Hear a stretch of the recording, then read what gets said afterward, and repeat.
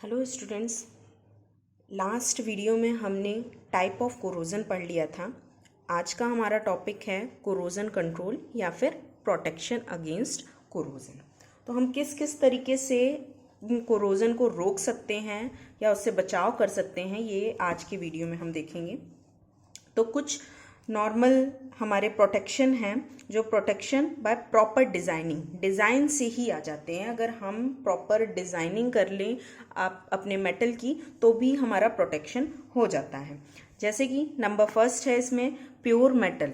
अगर हम pure metal लें तो क्या होगा, हमारा कम कोरोट होगा या फिर उसके कोरोजन के चांसेस बिल्कुल नेग्लेजिबल हो जाते हैं। जितना ज़्यादा हमारा इम्प्योर होगा मेटल, उतना ज़्यादा उसमें कोरोजन होगा, क्योंकि अगर इम्प्योर होता जाएगा तो वहाँ पर क्या बनता जाएगा, वही एनोड और कैथोड वाली प्रॉपर्टी आती जाएगी। तो जैसे ही एनोड क्रिएट होगा वहाँ से कोरोजन स्टार्ट हो जाएगा।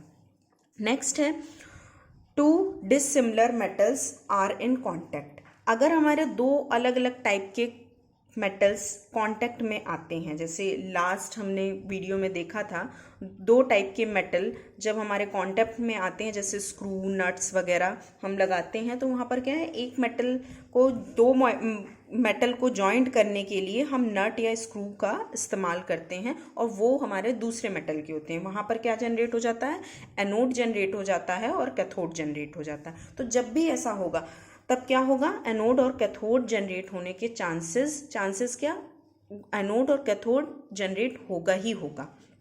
तो हमारा कोरोजन अपने आप ही एनोड पर स्टार्ट हो जाएगा। सेम चीज़ हम प्योर मेटल के केस में भी समझ सकते हैं। प्योर मेटल यहाँ पर मिक्सिंग ही हो जा रही है अगर मेटल में इम्प्योरिटी है, और यहाँ पर क्या है, अलग से कॉन्टैक्ट में आ रहे हैं। तो ये लगभग सेम टाइप के ही पॉइंट्स हैं। नेक्स्ट है थर्ड पॉइंट, जो आप लोग स्टूडेंट्स अपने नोट्स में से कट कर लीजिएगा। ये आपका रॉन्ग है पॉइंट, इसलिए हम इसे कट कर दे रहे हैं। आप भी अपने नोट्स में से इसे हटा लीजिए। नेक्स्ट पॉइंट है आपका fourth, some metals like chromium and aluminium form a thin continuous oxide film. ये क्या करते हैं, एक ऑक्साइड फिल्म का फॉर्मेशन कर लेते हैं। एक्चुअल में सारे मेटल्स में ये प्रॉपर्टी नहीं होती है। क्रोमियम या एल्यूमिनियम, ये मेटल्स ऐसे होते हैं, जैसे एल्यूमिनियम आपने अपने घरों में बर्तन देखे होंगे, तो उसमें क्या होती है, कुछ टाइम अगर एल्यूमिनियम रखा रहे तो उसके ऊपर एक लेयर सी जम जाती है। That layer is oxide layer या ऑक्साइड फिल्म। ये एक्चुअल में अपने आप ही, मतलब ये है तो कोरोजन, लेकिन ये कोरोजन ऐसा कोरोजन है जो प्रोटेक्शन का भी काम करता है। ये अपने आप ही एक लेयर बना लेता है और फिर फर्दर कोरोजन नहीं हो पाता, यानी कि ये एज अ प्रोटेक्टिव लेयर ये खुद ब खुद बन जाती है। लेकिन ये स्पेशल केसेस हैं कि कुछ मेटल्स में ही होते हैं, सब में ऐसा नहीं होता। तो ये ऑटोमेटिक प्रोटेक्शन है। आगे आते हैं डिफरेंशियल एरेशन। डिफरेंशियल एरेशन भी हमने लास्ट वीडियो में देखा था, जहाँ पर एरेशन यानी कि हवा की कंसंट्रेशन में डिफरेंस आ रहा था, और हवा के कंसंट्रेशन के डिफरेंस की वजह से एनोड, जहाँ पर कम एयर थी वहाँ एनोड, और जहाँ ज़्यादा एयर थी वो कैथोड बन रहा था। तो ऐसा डिफरेंशियल एरेशन यानी कि ऐसा जब भी होगा तो क्या होगा, कोरोजन स्टार्ट हो जाएगा। तो हमें उसे अवॉइड करना है, ऐसी कुछ भी कंडीशन आने को अवॉइड करना है। नेक्स्ट हम आगे बढ़ते हैं। नेक्स्ट है हमारा डिज़ाइन। अगर हम प्रॉपरली डिज़ाइन कर लें अपना मेटल का, जो भी कुछ बना रहे हैं उसे हम डिज़ाइनिंग उसकी प्रॉपर करें, तब भी हम उसे कोरोजन से रोक सकते हैं। जैसे कि एक ये यहाँ पर फिगर बना हुआ है, यहाँ पर कॉर्नर्स दिख रहे हैं। जब भी इस टाइप के कॉर्नर्स होंगे तो यहाँ पर डर्ट वगैरह इकट्ठा होने के चांसेस हो जाएंगे। जब यहाँ पर डर्ट जमा होगी तो क्या होगा, यहाँ जैसे डर्ट जमा होगी, डर्ट जमा होने के बाद यहाँ पर ह्यूमिडिटी कुछ टाइम बाद ट्रैप होनी शुरू हो जाएगी। जब ह्यूमिडिटी ट्रैप होगी तो फुल्ली यहाँ का एरेशन यानी कि यहाँ का हवा का कंसंट्रेशन बाहर की हवा के कंसंट्रेशन से डिफरेंट हो जाएगा, और इधर एनोड क्रिएट हो जाएगा, बाहर कैथोड क्रिएट हो जाएगा। तो ऐसे केसेस में हम इनके डिज़ाइनिंग में थोड़ा सा, जैसे कि ये इस तरीके के शेप में बना दें, तो क्या होगा, किसी भी कॉर्नर पे आपकी डर्ट वगैरह नहीं जमा होगी, और ये क्या बना लेगा, ये प्रॉपर मतलब शेप होना चाहिए, इस तरीके का शेप हो, प्रॉपर डिज़ाइन हो, या फिर राउंड शेप में हो जहाँ पर कुछ भी इकट्ठा ना हो पाए, इस टाइप का शेप हम देके क्या कर सकते हैं, कोरोजन को रोक सकते हैं। तो ये नॉर्मल कोरोजन प्रोटेक्शन थे जो हम डिज़ाइनिंग से भी रोक सकते हैं। अब डिज़ाइनिंग से अगर हम आगे बढ़ें, कुछ ऐसे चीज़ें हैं जहाँ पर डिज़ाइनिंग ही काम नहीं आती, जैसे कि हमारी पाइपलाइन कोरोजन थी जो हमने ज़मीन में गाड़ रखी है, पाइपलाइन अंडरग्राउंड पाइपलाइन है, उनको कोरोजन होने से कैसे रोका जा सकता है, तो उसके लिए कुछ और मेथड हैं। आगे है क्या, कैथोडिक प्रोटेक्शन, यानी कि हम कैथोड बना के प्रोटेक्ट करें। तो बेसिकली ये कैथोडिक प्रोटेक्शन क्या होता है, ये यहाँ पर स्टूडेंट्स आप लोग चेंज कर लीजिएगा, इलेक्ट्रोकेमिकल सेल है, इलेक्ट्रोलिटिक सेल नहीं है। ऑलराइट, तो कैथोडिक प्रोटेक्शन क्या होता है, कैथोडिक प्रोटेक्शन हमारा कैथोड का फॉर्मेशन करना होता है, मतलब जो मेटल को, जिस मेटल को हमें कोरोजन होने से रोकना है उसको क्या करना है, हमें कैथोड का फॉर्म कर देना है, यानी कि उसे कैथोड में कन्वर्ट कर देना है। तो इसके लिए दो प्रोसेसेस हैं, एक पहली है सैक्रिफिशियल एनोडिक प्रोटेक्शन या गैल्वेनिक प्रोटेक्शन भी कहते हैं, नेक्स्ट है इम्प्रेस्ड करंट कैथोडिक प्रोटेक्शन। ये दोनों ही आपके लिए बहुत इंपॉर्टेंट है। फर्स्ट है सैक्रिफिशियल एनोडिक प्रोटेक्शन। सैक्रिफिशियल यानी कि आपको वर्ड से पता चल रहा होगा, सैक्रिफाइस कोई कर रहा है। सैक्रिफाइस कौन कर रहा है, एनोड। हमेशा एनोड का ही कोरोजन होता है, तो हमें एक ऐसा एनोड चाहिए जो क्या करे, जो खुद को सेक्रीफाइस करने के लिए तैयार हो, यानी कि जिस मेटल का हमें प्रोटेक्शन करना है उसे तो हमें कैथोड बनाना है। तो कैथोड कब बनेगा, जब हमारा एनोड होगा। तो एनोड हमें एक चाहिए जो खुद सेक्रीफाइस होने के लिए तैयार हो, उसी को क्या कहेंगे, सैक्रिफिशियल एनोडिक कोरोजन। तो जो हमारा, जैसा हमारा गैल्वेनिक सेल में था वही चीज़ हम आगे लेके चल रहे हैं। गैल्वेनिक सेल में एक एनोड था, एक कैथोड था। एनोड हमने क्या बना लिया, एक एनोड एक अलग से ले लिया और उसे अपने मेटल से जोड़ दिया। जोड़ के क्या बन जाएगा, जब अपने मेटल से जोड़ेंगे तो वो कैथोड बन जाएगा और एनोड हमारा सेक्रीफाइस करेगा, इस पे कोरोजन होगा। अब हमारे वाले मेटल पे कोरोजन नहीं होगा। इसी को क्या कहते हैं, सेक्रीफिशियल एनोडिक प्रोटेक्शन। तो एनोड हम कौन से बना सकते हैं, एनोड के लिए हमें क्या देखनी होगी, इलेक्ट्रोकेमिकल सीरीज देखनी होगी।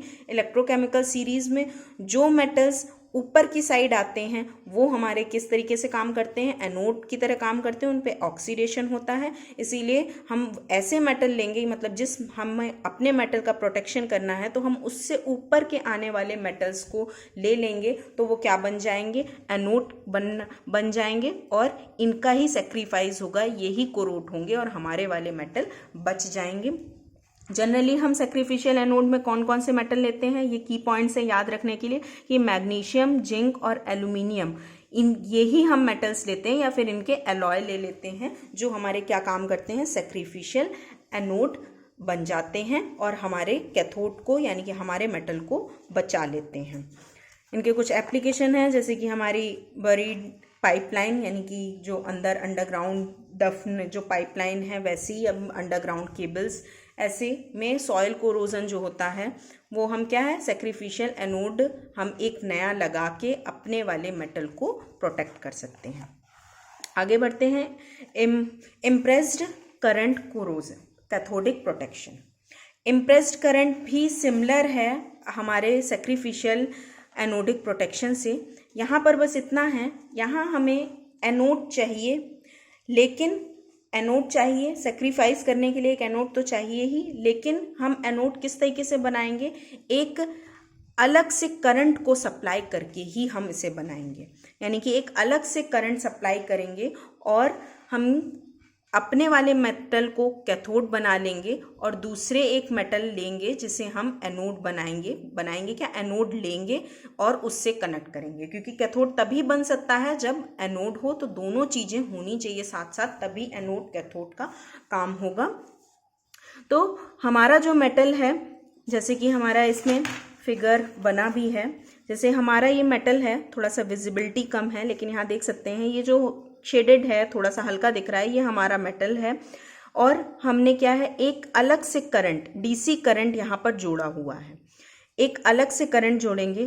अपने वाले मेटल, वैसे एनोड क्या होता है, एनोड हमारा नेगेटिव होता है और कैथोड हमारा पॉजिटिव होता है। तो हमें अगर इसे कैथोड बनाना है तो हम जो डीसी करंट है उसके नेगेटिव साइड से हम इसे जोड़ेंगे और जो हमारा एनोड है उसे हम पॉजिटिव साइड से जोड़ेंगे और ये हमारा पूरा सेटअप स्टार्ट हो जाएगा। फिर उतना ही करंट सप्लाई करेंगे ताकि, क्योंकि ये हमारा कैथोड बना रहे।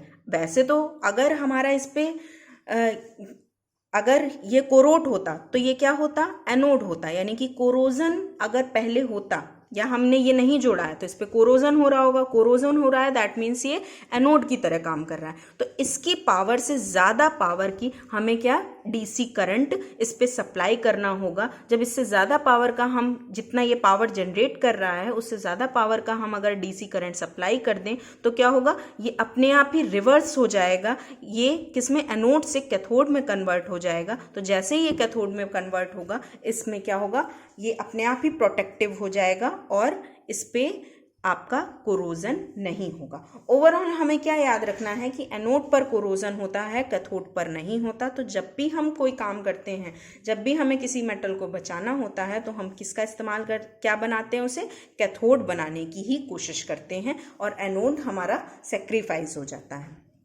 लास्ट है हमारा प्रोटेक्टिव कोटिंग। अब हमें क्या करनी है, कोटिंग। कोटिंग हमारी आसान है, कोटिंग हमने नॉर्मल लाइफ में भी देखी होगी, जैसे कि हम पेंट वगैरह करके, कोटिंग करके हम अपनी चीज़ों को जो घरों में है, टीवी है, जैसे हमारा रेफ्रिजरेटर है या और भी इंस्ट्रूमेंट्स हैं, कूलर वगैरह है, इस पे हम क्या करते हैं, अपने कोटिंग कर देते हैं, पॉलिशिंग कर देते हैं या पेंट वगैरह करके इसकी मेटल को हम बचा लेते हैं।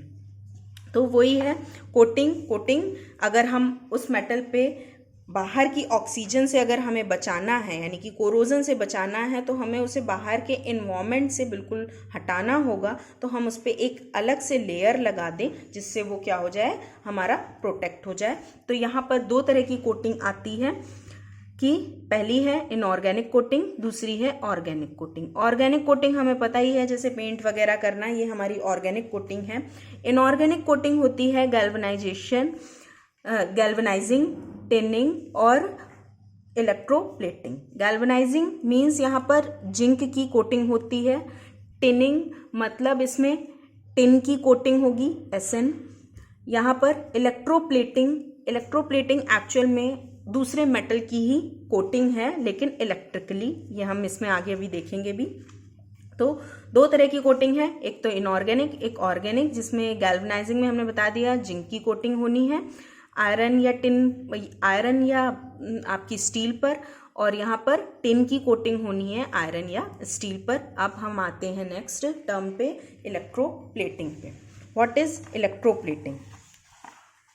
इलेक्ट्रोप्लेटिंग एक्चुअल में यहाँ पर भी हमें सेल ही सेटअप करना पड़ेगा इलेक्ट्रोप्लेटिंग के लिए, यानी कि हमें एनोड, कैथोड, इलेक्ट्रोलाइट सारी चीज़ें चाहिए, तभी हमारी इलेक्ट्रोप्लेटिंग हो पाएगी। तो इलेक्ट्रोप्लेटिंग के लिए हमें क्या करना है, तो हम वापस से अपने गैल्वेनिक सेल पे ही आए, क्योंकि गैल्वेनिक सेल के बिना कोई भी काम नहीं होना है। तो हमारा जो गैल्वेनिक सेल है इलेक्ट्रोप्लेटिंग के लिए भी यही काम आएगा जैसे सेल है, बस यहाँ जो हमने जिंक और कॉपर वगैरह लगा रखे हैं ये बदल जाएंगे। तो हमें इलेक्ट्रोप्लेटिंग करनी है। एक्चुअल में प्लेटिंग कहाँ होती है, जैसे हम गैल्वेनिक सेल को वापस से रिकॉल करें तो ये वाला मेटल एनोड जो हमारा कोरोड हो रहा था, और ये वाला मेटल जो कैथोड है, इसके ऊपर सोल्यूशन से आके कॉपर इस पे डिपॉजिट हो रहा था। तो प्लेटिंग, अब हम इसी टाइप का सेटअप यहाँ पर करेंगे और क्या करेंगे, जिस मेटल पे प्लेटिंग करनी है उसे हम बनाएंगे कैथोड बना देंगे, और जिस मेटल की प्लेटिंग करानी है इस कैथोड पे, मतलब इस मेटल पे जिसकी प्लेटिंग करानी है, उसका हम इलेक्ट्रोलिटिक सोल्यूशन ले लेंगे। तो क्या होगा, फिर वो सोल्यूशन से उठ के यहाँ पर डिपॉजिट होता जाएगा और क्या होगा, प्लेटिंग कंप्लीट हो जाएगी और पूरी इस मेटल की शील्ड बन जाएगी, कोटिंग हो जाएगी। इसी को क्या कहते हैं, इलेक्ट्रोप्लेटिंग। तो इलेक्ट्रोप्लेटिंग के लिए भी हमारा गैल्वेनिक सेल बहुत इंपॉर्टेंट है, यानी कि हम गैल्वेनिक सेल जब से हमने पढ़ा है तब से हर लगभग वीडियो में गैल्वेनिक सेल का हम इस्तेमाल देख रहे हैं। तो galvanic cell is the most important part, उसे बहुत अच्छे से तैयार कीजिए, तभी आगे ये सारी चीज़ें समझ में आएंगी। तो बस इलेक्ट्रोप्लेटिंग लास्ट इतना ही है कि जिस मेटल पे प्लेटिंग करनी है उसे हमें क्या बनाना है, कैथोड बनाना है, कैथोड। और जिस मेटल की प्लेटिंग करानी है, यानी कि जो मेटल हमें दूसरे मेटल पे चढ़ाना है, उसे हमें सोल्यूशन के अंदर लेना है। इस सोल्यूशन के अंदर किसका, वो वाला मेटल जो इस पे प्लेटिंग करानी है, कोटिंग करानी है, और ये मेटल वो जिसके ऊपर हमें इसका प्रोटेक्शन कराना है, जिसके ऊपर हमें कोटिंग करवानी है। ऑलराइट, तो इस तरीके से क्या होती है, इलेक्ट्रोप्लेटिंग होती है या इलेक्ट्रोड पोजीशन होता है। ठीक है, तो आज के वीडियो में इतना ही।